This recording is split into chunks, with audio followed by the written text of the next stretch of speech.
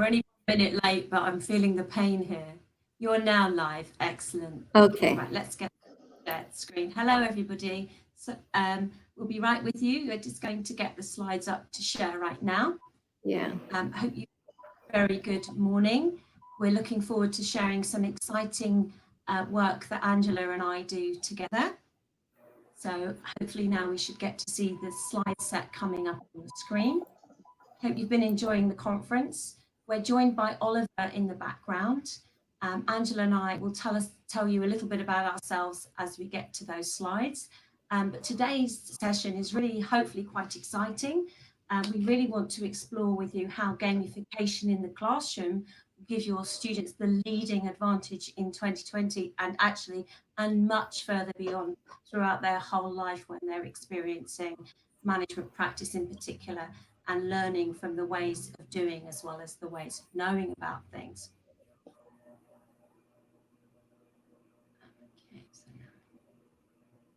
So the session today, we'll be looking at the principles and benefits of gamification. We're going to explore the way in which we design our materials in a constructive way, such as Biggs talks about with his constructive alignment of understanding. It's not just about acquisition of knowledge, but the way in which that knowledge becomes useful, and particularly for our business and management students, how they're using their operations management skills, but not just operations management, those that are interlinked into the overarching practice of business and management interventions, whether they're human resources, finance, or strategy. So once we get to the story and through that, you'll have a much greater picture of the sorts of examples that we mean.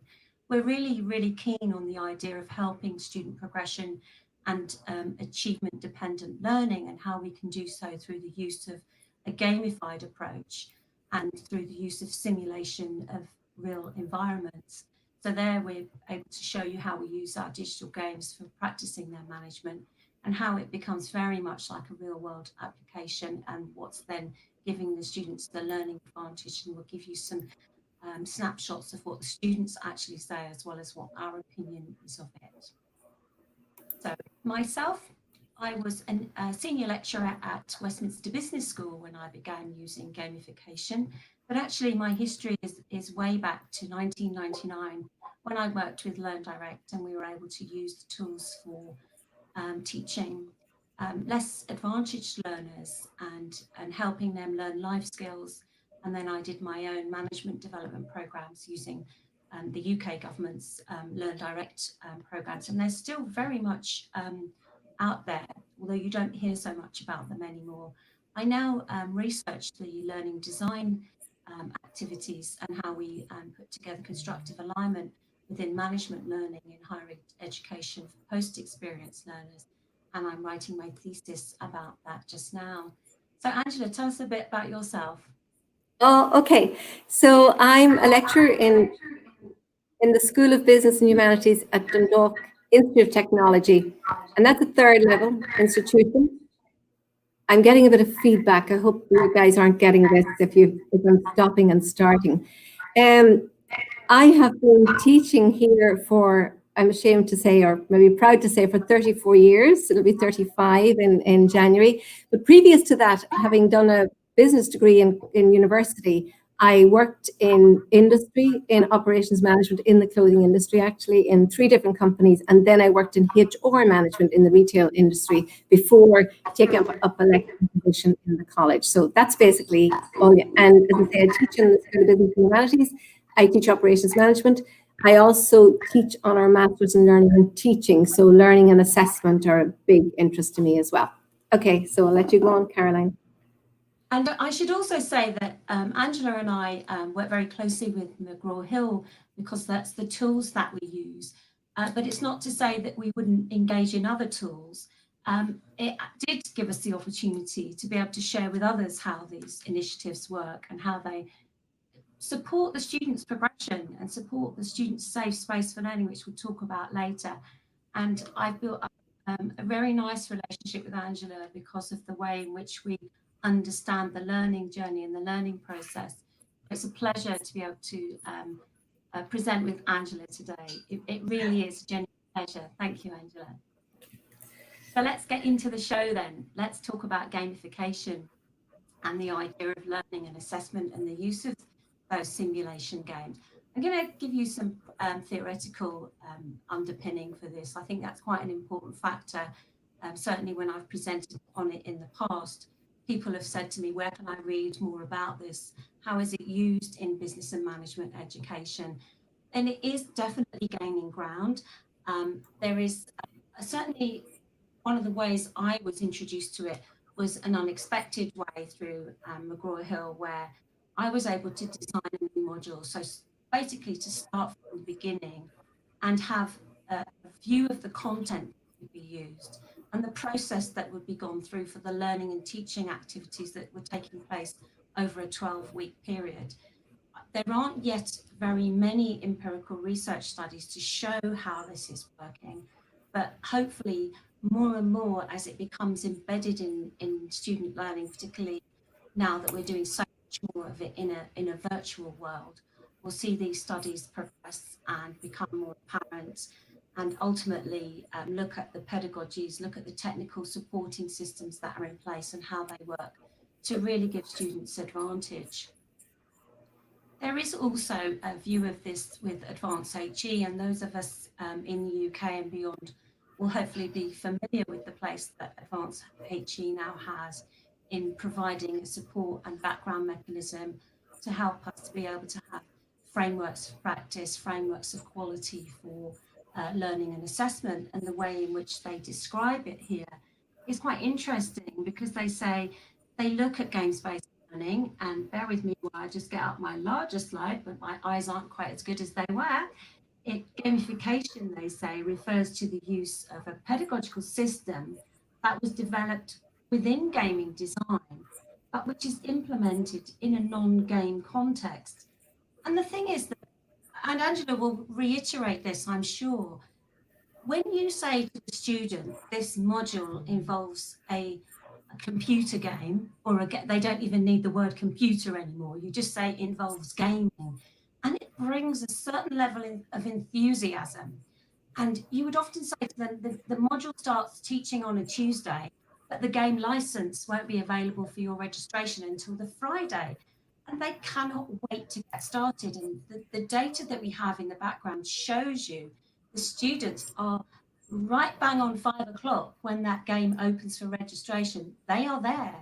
So you can not only use them, you can actually see what they're doing in the background. And I know there's been some issues around the use of data and the way in which we use it to support students, but the platforms are, I believe, very ethically designed, and it gives us that level of intervention. And I know that if you look at what Gary and Donald were presenting yesterday, and I recommend returning to that session, and the ideas of being able to understand where students need support are critical in us being able to be there in the background and using that data and analytics to undertake our support and facilitative role as lecturers, as well as our subject specialist role. So before we do that, I'm going to ask you to look at the poll that you'll find in the right-hand side of your screen. And so click on that. You will see a launched poll, which has number 3, so don't be confused by that. But the question that we'd like to respond to just now is, to what extent does your institution include digital simulation games in your learning content? And hopefully we'll have a live view as responses come in. We have response number 1, that you use it in 3 or more modules. Response number 2, that you use it in 1 to 2 modules. Response number 3, that you're interested in using. And response number 4, that you're not interested in using. So far we have only, coming up, yeah. 8. Yeah, we're not doing too bad, 8. So we'll keep going. Let's just have a look at how many people are in the room, so then I get a gauge for how many I might hopefully be expecting to respond. So I think we probably have as many as we might get at this point. So we're looking at quite a high percent. I know there's a very small data set, so it's not that reliable, is it, Angela? But of those that are watching there's a keen interest in those that are watching, there are 21% of responses showing that those ideas of content and simulation games are used in 3 or more, 57% in 1 to 2, and that's actually quite high. And I wonder, because one of the things that I found was, and you'll see in the student feedback, is that the game didn't necessarily get used in every module that a student might be learning, but the benefit was across different modules and different subjects, such as things like strategy and things like human resource management. So we did quite well in the 1 to 2 modules. So I will end the poll there. And so that typically is... Do you have to end it, Caroline? Well, we have... You could leave it open. Yeah. Well, not now. I don't think I've done it now. So I've played okay, that. No, don't worry. We have another poll anyway. Yeah, we have the same poll. We could return to that again. Yeah. So let's have a look now at progression and achievement.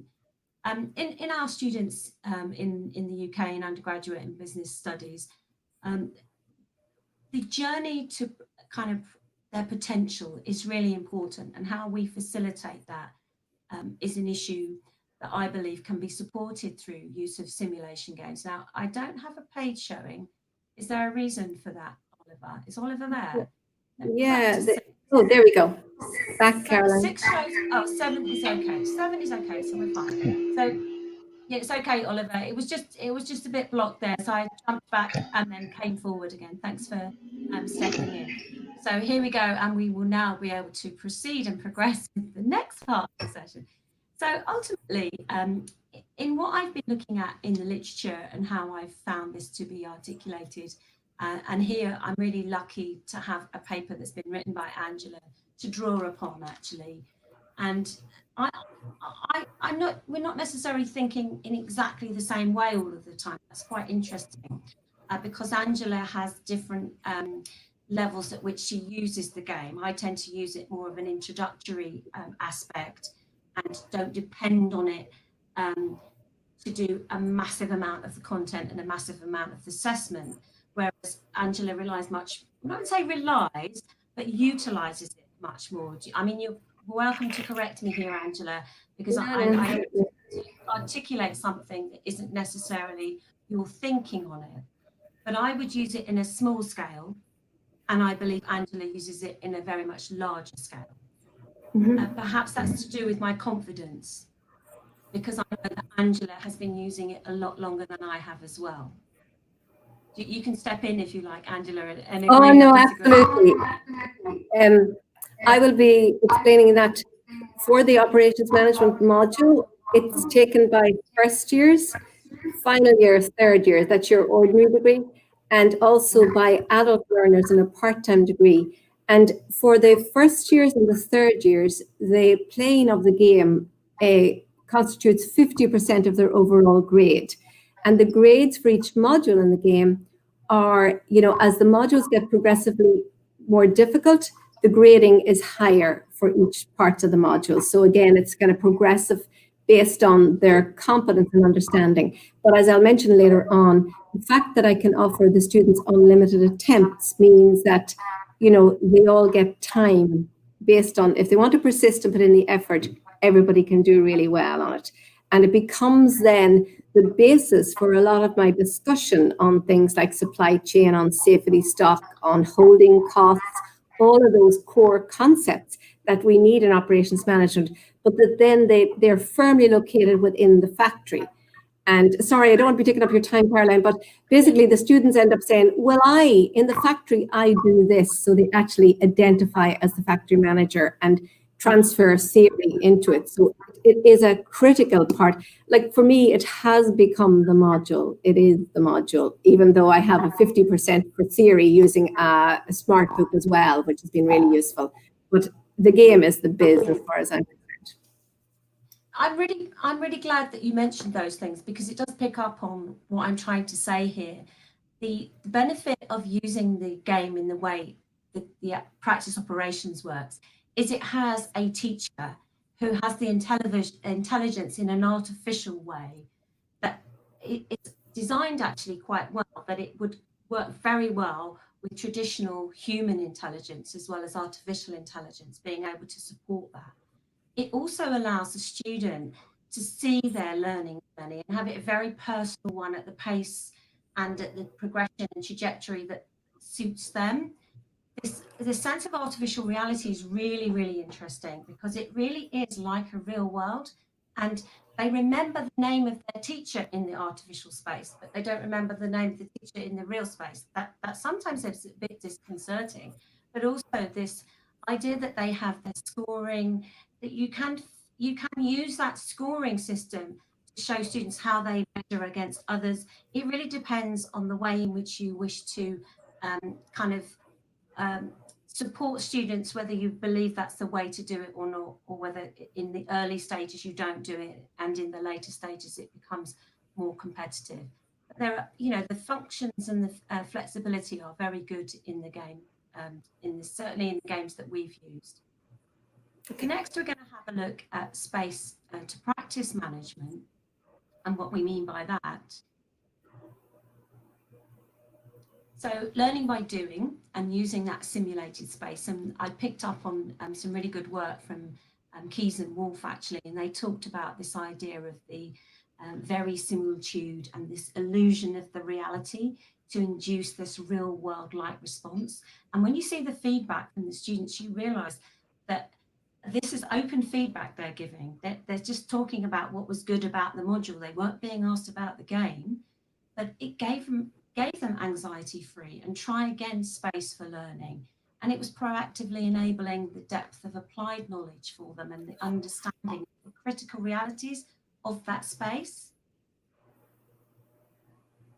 Nicola, Witten and Langham talk about fun and games, and this is in general, this isn't in digital gamification. They talk about the fun and games aspect and perspectives of the UK, in particular higher education, and how we need to have teachers taking part. And the good thing about the way in which you register is teachers do take part. And actually, I joined the league with the students and was quite upset. And I would sometimes pick out the students in lectures and say, okay, where's so-and-so? You beat me on your score this week. And they'd be really proud of themselves. Wow, my God, I beat her. But I didn't have a problem with that. I was very enthusiastic towards my subject and still am. I believe that students should have anxiety-free safe spaces, a risk that they could take, but they wouldn't be punished for it. And Angela will show much more about what we mean about this. And there's a shared experience as well between students, and because they are learning in their own factory and talking to others about what's happening in their factory, and they'll get unique situations. None of them are the same as another. So that we eliminate copying as well, which is really good. And it's, for some, they actually get a little bit anxious at first, but overall, I think it's a low stress environment. It's not to say that it would always be low stress. So now we have the really exciting bit. We move on to Angela's view. When you're ready to move each slide along, Angela, just let me know. Okay. And then, thank you. I'm going to watch the time as well because I don't want to go over time, give people time for questions. So I put on a timer here. Okay, so Caroline has talked about the theory and perhaps the scholarship around why games work. And really, I just want to talk about why it works for me in the classroom.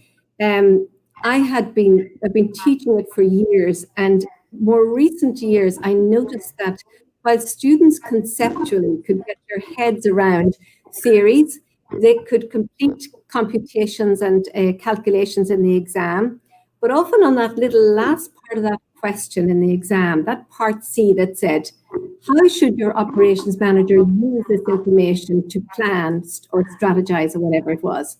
And that was the bit that took students up. They understood how to get an answer, how to work out safety stock or economic order quantity or holding cost, whatever it was, or productivity, which is a really interesting one. And yet they didn't understand what the answer meant, how to explain in English, what does this mean and what should this mean for the operation? And so that's what I was trying to get at. And as I mentioned earlier on, I was a production manager in 3 different clothing companies back in my day. So when I came across this game, I just couldn't believe my luck. And I do feel very strongly that students nowadays, and I know this from my own research on student engagement, they desperately want hands-on, practical, real-life application of theory. And the practice operations game that I use does that. And as I say, it differentiates between this idea of knowing about management, but knowing how to be a manager. And I've a few pointers here saying, for example, that it engages students cognitively and emotionally. I mention those things because when we design our modules and our programs now, we all have to design the learning outcomes against Bloom's taxonomy. And so we know that all the emphasis tends to be in the cognitive domain, you know, the knowledge, the understanding, the application, the evaluation, the synthesis, those. But in actual fact, the affective domain in Bloom's is equally, and I might argue, more important. It's the affective domains in the brain that trigger the student's interest. And to be quite honest, they're often triggered by the lecture enthusiasm and interest and your delivery style. And so if you can trigger that enthusiasm in the student and interest, you have them and they're willing to engage. And the game does that. It gets them. It actually, you know, they tell me it's addictive. It absorbs them. But also, because I use a system whereby there is no, let's say, there's no drawback to taking multiple tries. I used to set the number of tries. I used to limit them. And then I realized, why are you doing that? In the real world, you're allowed to try and try again. That's what we encourage. So when you offer students the chance to use unlimited attempts, but that they don't risk their grade by taking unlimited attempts, which is kind of unusual in assessment, it actually allows them to try out strategies, to make decisions, to see how it works, and then say, well, that didn't work. Well, the next time it might. So this idea that it demands reflection on what you did, critical thinking, decision-making, and problem-solving. I mean, isn't that what we're supposed to be embedding in all of our students in higher ed? Or not embedding, we can't embed it, we're not banking, but we need to encourage this or develop it. And one of the things is that it's an immersive experience. Now, I warn my students up front, when I say you're going to play a game, they go, oh yeah. And I go, can I just warn you, this is not exactly Call of Duty style game. It's a rather flat screen, and the only noise they hear is the trucks arriving and leaving the shipping, or the cutting machine moving back and forth. But that does not take away from the fact that it tends to be immersive. And by that, we mean this idea that when students are in a state of flow, that time disappears. It's like when you're surfing the internet and you went on for 5 minutes and you're there 3 hours later. The game does that to students, but it's that pleasurable absorption. They're sucked into the space. They become the manager. Their identity moves into that space. And every year they say to me, I hate that game. It's addictive. So there's this balance of the frustration of it being sucked into it, that they have to keep going back and trying again. But also I think a lot of focus now on how we assess, and that, you know, assessment is not simply summative assessment where we give students a grade. That part of the assessment process has to be the opportunity to learn from failures and mistakes. And it's not really the way we tend to do things in higher ed. But in this case, a failure in one module in the game that allows another attempt means that it's assessment for learning, that failure teaches them what to do or what not to do again. And I have to say, whilst there are equal amounts of frustrating, the level of elation amongst students when they achieve the goals, particularly in the last two modules of the game, which are really, I think, are pretty demanding, is unbelievable. I had a student who wrote to me a few years ago at the end of it. She said, thank you so much in block capitals. Spot the adult learner who writes in the block capitals. And she said, this has been the most rewarding experience I've had in 3 years, because it was really challenging and yet she achieved it. And so I think that that's really important, that we offer students sufficient challenge, but with enough support and help to allow them to achieve that. So do you want to move into the next slide, Caroline, please? Thank you. Because I'm conscious of the time. 5 minutes. Okay, so the next two slides are basically where I've said that it's a learning solution. So when it comes to learning design, that what it does is it, first of all, it demands that they read and follow instructions. They can play the game without doing that, but they will not achieve the goals. They'll get low scores and they'll fail. Eventually, they're going to have to read and pay attention. And this is a constant complaint I hear from teachers, that the students don't want to read. They want to skim and they want everything in Twitter-sized bites, but they need to read. Also, when they get into the game, if they want to do well, they need a pen and paper to keep track of orders, finances, numbers. So again, the kind of behavior you want them to engage in. They try out various strategies and deal with the consequences. Each strategy has a consequence, and that differs for each student. And whilst there's artificial intelligence involved, I sometimes question how sophisticated it is, but it appears to be that the game knows if they decide to take a risk and order all silk in the hope of getting silk contracts, which are the most lucrative ones in this game, the game then, it could end up, depending on the customer service, they might never get offered a silk contract again, and they're left with a load of stock that they have to sell back at half price. So it does seem to throw them curveballs, which is great. Unlimited attempts I've mentioned already, the idea of failing safely if at first you don't succeed. And also the multiple attempts encourages reflection, which, and when I say create at the top of Bloom's taxonomy, or the version, the Krathwohl version, some of my students have developed ways to get around some of the embedded algorithms in the game that stop their play when they achieve the goal. And they're already making all this money, they're doing well. And when they achieve the goal in Module 5 in particular, it cuts them off and doesn't let them progress. But a couple of my students found a way around that by hanging on to stock and only selling or shipping stock right before the last turn. And that way they maximize their account balance, which gave them really pleasure. Okay, Caroline, next slide. Okay, when it comes down to it, myself as a student, myself as a teacher, we all want to know is how will I be assessed? And we want to know that our assessment, the foundational of any form of assessment is that it's valid, in other words, it measures what it's supposed to measure, that it's authentic, that it recreates how this information or material might be used in the real world, that it's fair, that students get equal opportunity and that the grading is fair and that it's transparent. And so right up front in operations management, they know on day one how they will be assessed both in the game and on their use of reading assignments, which I use SmartBook and Connect as well. They know how many marks is for each, they know the deadlines for each of the sections, they know exactly where they stand. And once you do that with students, they are happy to work with you because now they say, okay, now I know what's expected, let me at it. The fact that I allow unlimited attempts provides what I call time as a wheelchair ramp, and I will set deadlines for students, encourage them to engage early. But I'm saying module 3 must be played by X week, week 15 or whatever, or week 10 or whatever it is. However, if you miss the deadline for that game, you won't get the marks, but you still must play the game because you need to play it. So it encourages on time, attention to detail and on time meeting of deadlines, which is, from employability. The fact that they can play anywhere, anytime is really important. We have a commuter population, we have a carer population, we have a worker population.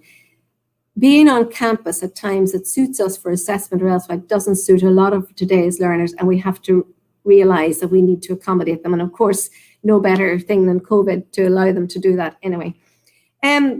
It avoids presenteeism, which is often a feature of assessment where we expect students to turn up on a day and fill out an MCQ or something else on a particular day. And to us, that captures the student who's present and marked in the lecture is an engaged student. But just because the student isn't present doesn't mean that they're not very engaged, but happen to be working in Tesco's 40 hours to pay their bills. And so the fact that the assessment is done anytime, anywhere, recognizes that that is fair, and that's really access with opportunity and not simply access. I think it firmly dispels the myth that that we're dealing with the snowflake generation. My students, and I've had many of them over the 34 years, are not snowflakes. They are willing to step up to challenge and to take on challenge, but they need to know how they're assessed and that it'll be done fairly. And a mutually enjoyable experience for the teacher and student. Okay, and the next slide, Caroline. And just to give you an example of expectations. So this was I got this email from one of my students on, I think it was the 30th of March, so after lockdown. And she goes, "Hi, Angela, hope this finds your family well. I have a question regarding module 4. That's the second last module in the game. Really, really challenging one. How is it marked? I have done it by 9th attempt. In other words, she'd achieved it. Am I marked by average score? If so, is it worth me doing it a few more times or whatever the highest score? I hope this makes sense. I've completed module 5 in the game. First attempt, result was 90s. I'm over the moon. Take care of you and yours. And my response on the same day, I just pasted, nice to hear from you. And I knew you had passed module 4 as I'd been stalking your progress. I stalk all their progress on module 4. Well done and excellent work on module 5. I assigned the best grade and not your average. And that applies to all game modules. And that is crucial. If you want students to try and try again, there cannot be a downside to making an effort. And so effort and persistence must be rewarded. And when we're talking about effort and persistence, if Caroline wants to pull up the next slide, I just pulled up this student's play in, remember, because now the game is embedded within my Connect platform. I'm using a smart book. So first of all, what I've highlighted here is the struggle to achievement. And this is this same student who sent that email's play example. So you can see practice operations module 4. It deals with managing capacity, and that means managing your mainly your staff, which is the most difficult thing, the human resource element, how many people you employ, how much you pay them, if you train them, if you don't train them, so on and so forth. And if you look here, this student used 9 attempts. And on the left-hand side, you can see the attempts. On the right-hand side, those numbers, 2.38. On her first attempt, she took 2 hours and 38 minutes on her first attempt, and she got a 33% score. If you count down all of the times, this student spent 15 hours achieving this module. She eventually, on attempt 8, got 91%, which is a really good grade. She tried it again because there's no downside. And she tried it like 13 days later, 2 weeks later. And actually, because of COVID, I extended the deadline, given that students may not have access to devices and broadband, I extended them all. So she tried it again, just to see if she'd do any better, on the 28th of March, and she got 85%. But then module 5, because remember, the modules build on one another. First attempt, she spent 3 hours, 52 minutes on it, but she got 98% on it. The irony is, that is persistence. It's a level of a commitment to the assessment that we wouldn't normally maybe see, this thing that students are looking for the easy way out, not necessarily so. But it also proves, that students have the persistence, but with the persistence, they can actually achieve. And so I just wanted to show that if we're talking about student engagement, the game engages them. I have 99.9% engagement with the game.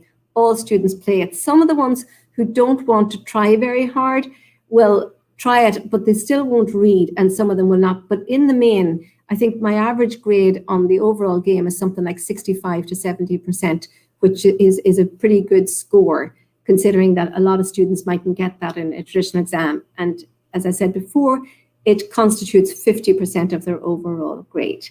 And I think that's the last of my slides. And so we're going to have, Caroline's going to sum up. Yeah. Thank you so much, Angela. I just wanted to share with you some of the things that the students had said about their experience of using this game. And this is their language. This is an open call to what you enjoyed about the module. So they're talking about things like overall the module was very interesting, both the lecturer and the practical part and the simulation game. In order to understand the theory, the game helped me to practice and get the practice and real life experience. I don't think we can encapsulate it any better than what that student has managed to say. That achieves everything that we hope to be able to achieve. They've also said things like it was very helpful to provide links on which parts of the respective sources were to be used. So this is not just about using gamification, this is about using hyperlinking and convenience in the design of the process for learning and the things that the students need to access. And finally, I liked how this module engaged me in practically managing operations in a business through a virtual game, which improved my management skills. So I've just given a few of those. I think we need to give some time now to the questions, and we do have a poll to run, but I'll leave that for a little while because I'd like to make sure we get the questions addressed first. Angela, if you look in the Q&A box on the right. Oh yeah, there's 3. Oh yes. Yeah. So do you mind if I start with Afsana's question, which is sure, we're great. If you scroll down, Melanie has done the first one.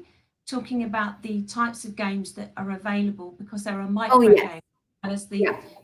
say 6 modules of play, so it doesn't have to be a large amount of content. As Angela and I have already mentioned, it can be a small or lesser degree. Afsana says, how has implementing gamification made an impact on your students' results? It depends on what you're looking at. If you're looking at the overall module outcome in the students that I worked with, we would have on second attempt, you would have an overall outcome of 97.3% of students would be able to pass the module, which is very good. Definitely met KPIs, which needed to be at 80%. The other thing that I was able to do with the data that I could collect was one of the assessments was wholly based on the game learning.